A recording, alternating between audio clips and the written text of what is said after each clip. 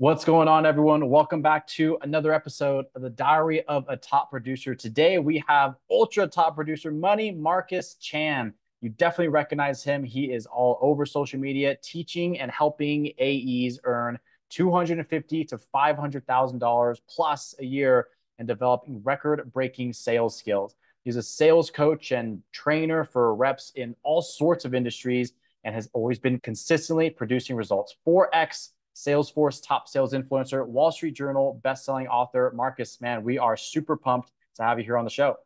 I like that nickname, Money Marcus. I never heard of it before, so I'm excited to chat with you, Money Moy, because it Yeah, goes both ways. I like it. I like it. Hey, we got to coin things quick, man. So you didn't get your start in sales. I don't know if you have your whole history kind of public, but I saw you were a chef.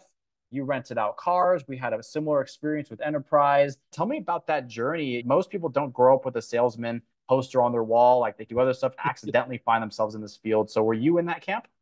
Oh, 100%. I definitely never thought I'd be in sales, never thought I'd have my own business. My parents were entrepreneurs. They came from China and Taiwan with absolutely nothing. They started a Chinese restaurant. So I grew up working in a restaurant at a really young age. I mean, at the age of 5, I'm in the restaurant, like chopping mushrooms in the back, to serving, to eventually cooking. And actually, I was hoping to go to work there to pay for college, but then they sold the restaurant before Mhm. I went to college. So that's actually when I had to go get an actual job at other company outside of my parents' company. Yeah. So that's when I got into retail jobs like selling speedos, and then I ended up teaching people how to swim and coach. I was a swimmer growing up to the point of getting an internship doing car rentals for Enterprise Rent a Car, Mhm. selling insurance, and that eventually spawned into B2B sales as part of that journey. Yeah, and we had that background too. My dad owns a Chinese restaurant, still owns it. It's 50 years at this point Good now. for And him, man. That's hard. yeah, it's a tough business. And actually, I had the opposite effect. I worked with him for a couple of weeks. I was really young, and the stereotype is true. Like you got the little Chinese kid in the corner, they're gonna Yeah, come take your order. I was making change and stuff. that's And I right. saw how much it was work. He was always sweating in the kitchen. He was gone all day, every day. My mom would drop me off and she'd pick me up. He was there before, he was there after. And so to me, I said, man, I got to get out of this. I got to figure out another way. But my parents said, hey, none of my parents went to college. I said, you got to either own something or sell stuff if you want to make money without an advanced degree. And that was their methodology. And so I was like, all right, I'll sell stuff because I don't want to work in the restaurant. And then you went to enterprise. And I remember, did you do the internship or did you move up beyond that? Or did you, their internship program is very popular. Yeah. A lot of people Oh, graduate yeah. from that program. So I did the internship and I did a 5-year program at college. Wow. And I ended up, because I think they thought I was going to be a senior and just graduate and go work for them. Yeah. So in my senior year, so not my super senior, my senior year, that summer, I went to go work for them as an intern. Mhm. We had to sell insurance, do all that. Yeah. And then they're like, crap, like, you're not graduating. I'm like, because they want to bring me on full time. I'm like, Mhm. no, I got another year left. Yeah. So I had another year left and actually still work for them. And then when I graduated in June 2007, the car rental style was trying to get me to go work for them because they're like, hey, this you're a stud, you're crushing, your intern of the year, you're running circles around everybody else. I'm like, that could be a good opportunity, but at the same time, I still interview other companies too. I was trying to Mhm. figure out what I wanted to do. I don't want to like rent cars. Yeah. I see the opportunity for running, being a branch manager, an area manager, and up. I'm like, Yeah. that sounds cool. But then at the same time, they had a new opportunity startup, which is in Oregon. They had their truck division start, which is B2B. So it was Mhm. like brand new at the time. This is 2007. They've been in California for, I think, about a decade at that point. They were Yeah. some of these bigger markets, but Oregon was brand new. The director who's running that reached out to me because he had actually hired me as an intern. So he's my former Okay. area manager. And he was like, hey, listen, here's this opportunity. He took me out to lunch and he sold me the dream, basically. Listen, like it's completely brand new. You're basically working for a startup where you have a ton of freedom. You have the financial backing of a huge company. Like you can probably get promoted very quickly and just and grow. You'll help me build it all out, and you're gonna make a generational wealth. I'm like, oh man, it sounds amazing. So I turned down all the other offers, and that's when I dove into the B2B side Yeah. for the truck division. And that was like my first taste into like B2B sales. So that was an interesting journey to say the very least, because Yeah. they were not well established at all in the B2B side. So it was complete greenfields, we built from scratch. Were you excited to go B2B from B2C? Because all my background in sales is B2C.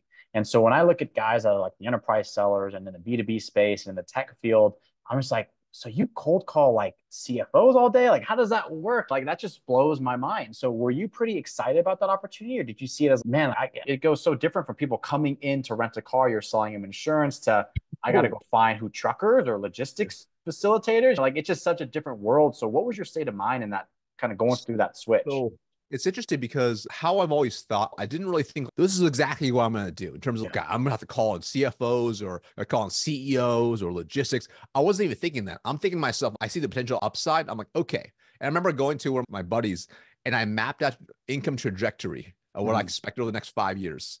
And I'm like, I think of these 5 job opportunities I have, I think this one it's like lowest to begin with, but I think the hugest upside.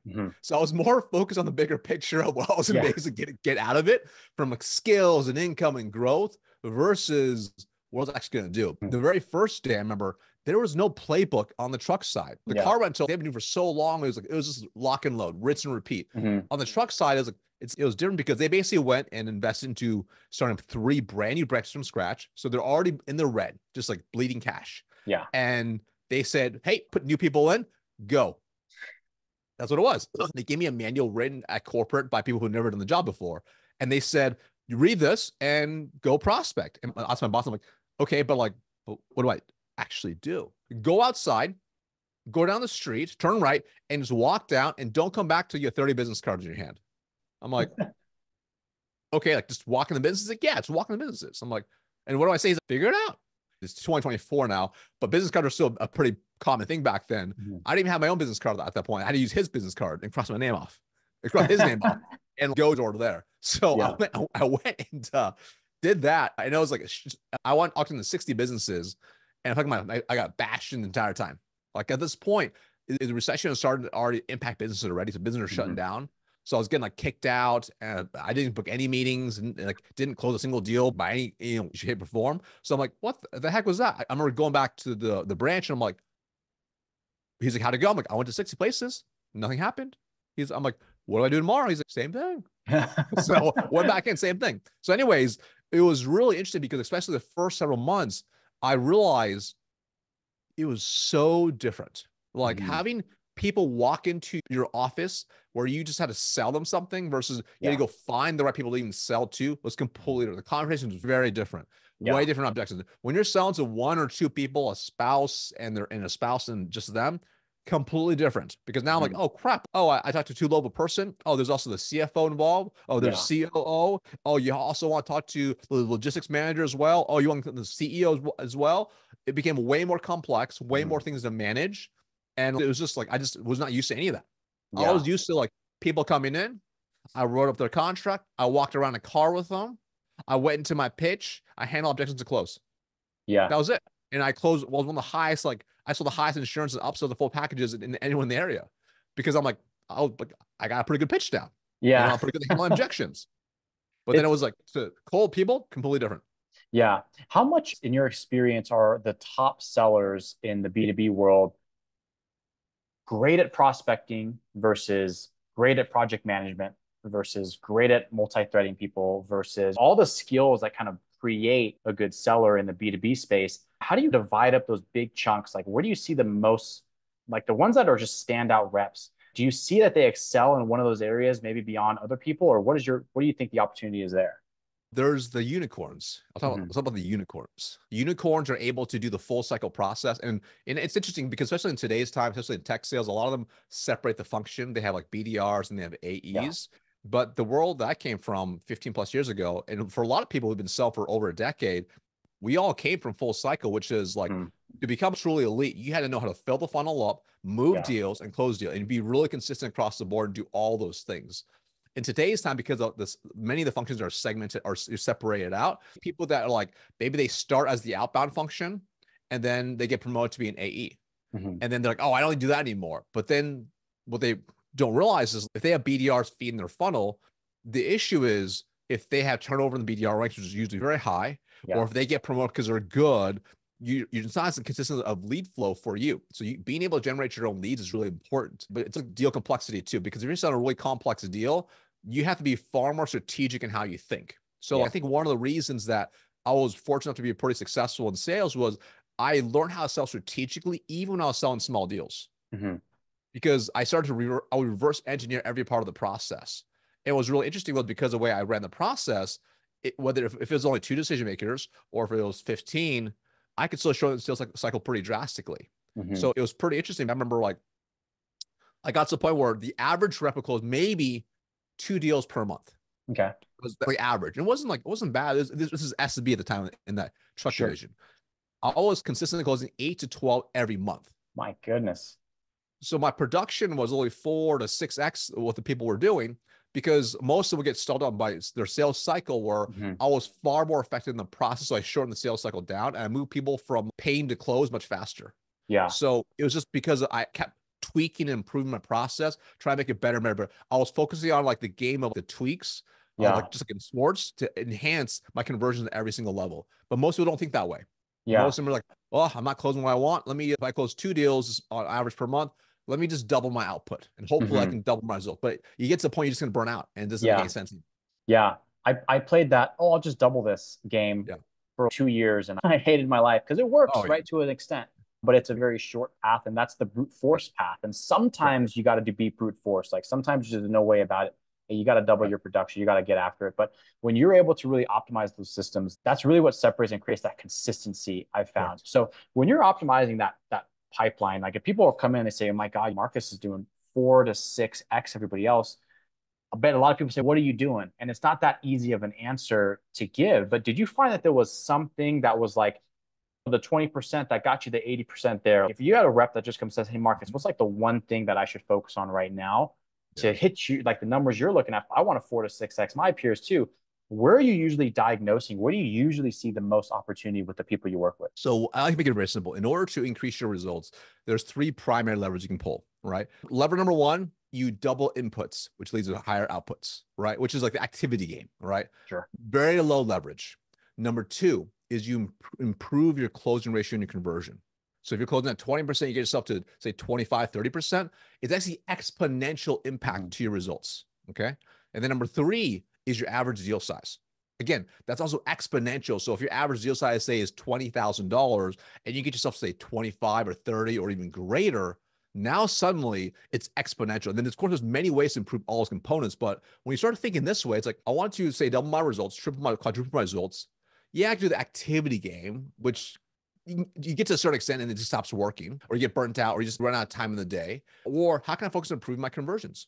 So I'm focusing on, let me improve my conversions. Okay, so what can I do to actually improve my closing ratio? Okay, well, number 1, I could be better targeted with my lists. Yeah. That's just by doing that, you're going to have better quality calls. Mhm. Okay, number 2, I'm going to research more and prepare more on those calls, so I'll actually dominate and provide insight on those calls. Okay, that helps a lot. Number 3, I'm going to really focus on just a really strong discovery process, going super deep and asking all the questions to help eliminate future objections. Number 4, I'm just going to recap consistently, showing them on exactly how to solve the problem. Number 5, I'm going to solve through the demo exactly the biggest problems and align it perfectly. Number 6, I'm going to multi-thread properly the exact same process for every single point. So you get my point. Like, Yeah. now, once you realize there's only 3 levers to really pull, how can I implement the ones that have the greatest impact? So, for example, if I'm working with a rep and I watch one of the discovery calls, I know there's probably a million things I could fix on those calls. But instead, I'll look for one big thing. I'm like, what's Yeah. the biggest lever we can find on this call that can really improve it? If we could Mhm. just do, that's going to have exponential impact. And then we, of course, fix some of the smaller stuff. Because the reality is, sales, there are these big things to fix for sure. But I find it's usually a death by 1,000 paper cuts. It's Yeah. like little things we're not aware of that just add up over time that actually decrease your win rate. Yeah, and I think you use a word there that's really important. It's leverage, and use it a handful of times because that's really the next level to the things that you do. And whether the listeners, if you stay in sales or you go do your own thing or you go work anywhere else, you're always looking to grow through leverage. I think that's by far the best way to do it. And when you look, that's why you see a lot of times the best reps, the people making the most money, they're not working the most.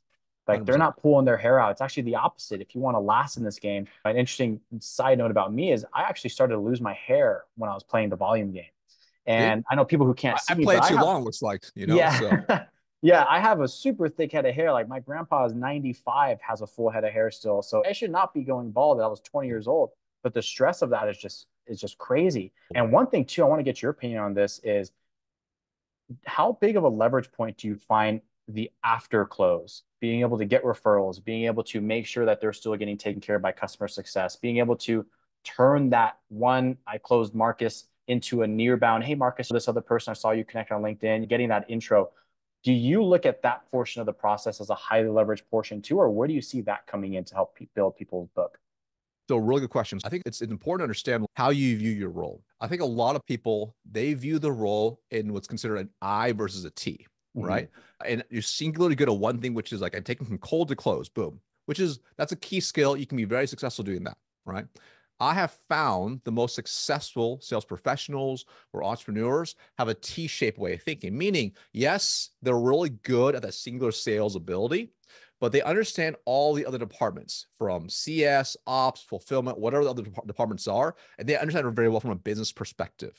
So that means like they don't have to know the ins and outs, but they have a very good understanding. So they can actually have better business conversations with people, which when you think like a T-shaped leader, if you will, that means you're going to look at business very differently. You can build your prospect list differently. You're going to deal with prospects differently as well, because you're focused on the end outcome of that customer, hopefully staying with them for 2, 3, 5, and 10 years and beyond. So they're going to do very different things. I think it's a first piece, because if you think that way, then everything you do is going to be highly leveraged, right? From how you set expectations to how you negotiate to how you do different things to how you'll disqualify deals.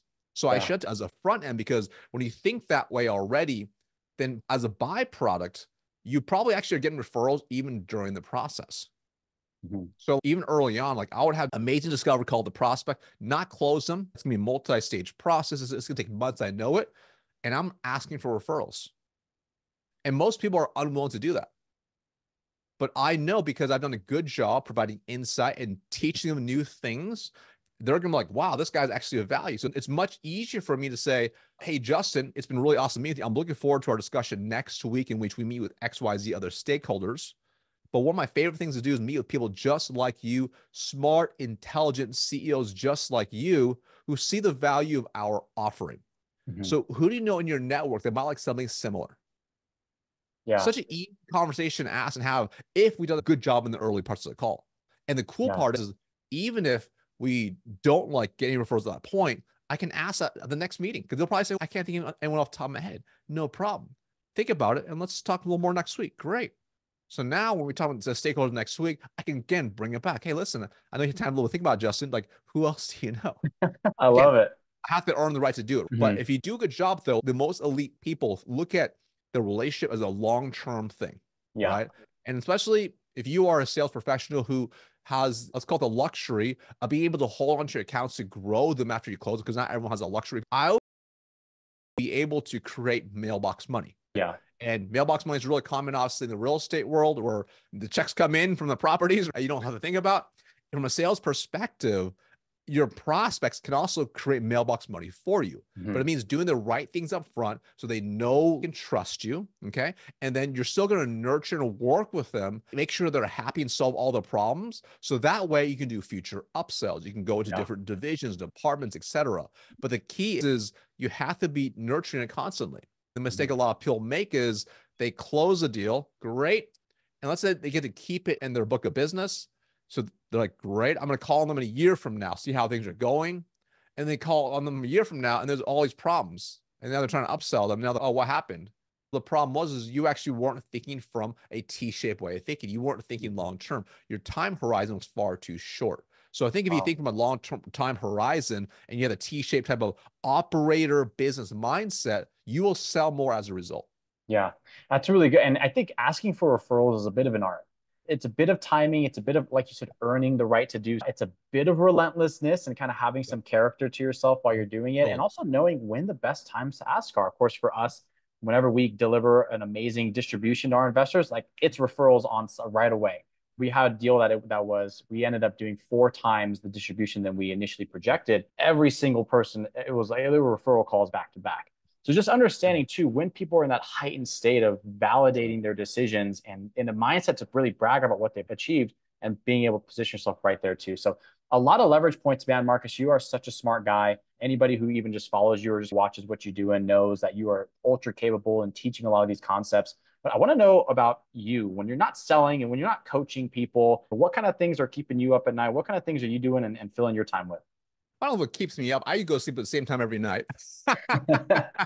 I think one of the things that's what I do in my free time is I think it's really important that I have something like what's called the M5, which are 5 key buckets that we should always focus on, that we should always focus on to really create a harmonious life, which is number one, taking care of your mind. So doing the right things to take care of your mind. So for me, that's taking time to read, disconnecting from social media, not going on social, not reading the news, like learning new things. That's really important to me. Or spending time with people that bring me up and teach me new things, like masterminds and coaching programs. To me, it's like part of the M. It's really important. Number two is muscle. So that's your physical health. So that goes into your working out, your physical from working out to nutrition, to sleep. So I do a lot of things to optimize for that, just to make sure I can really manage my energy the most. Number three is M for mission. So like doing things as part of my mission every single day. What really drives me every single day. So the cool part is because I'm my own business, I created what I get to do to work on my mission every single day. But there's other parts too. Be on some time with family, which goes to the next M, which is marriage, which is doing things, treating all relationships in your life like you're married. So whether you're married or not, but the people you spend the most time with, those relationships, are you treating it like you're married? Are you treating it like you just got on the honeymoon stage? Are you investing into those relationships, right? So for me, that means spending quality time with my wife, with my kid, with family, with friends. I used to like try to spend as much time with everyone as possible, but I realized it's always very shallow. So now much more selective. Who do I want to spend time with?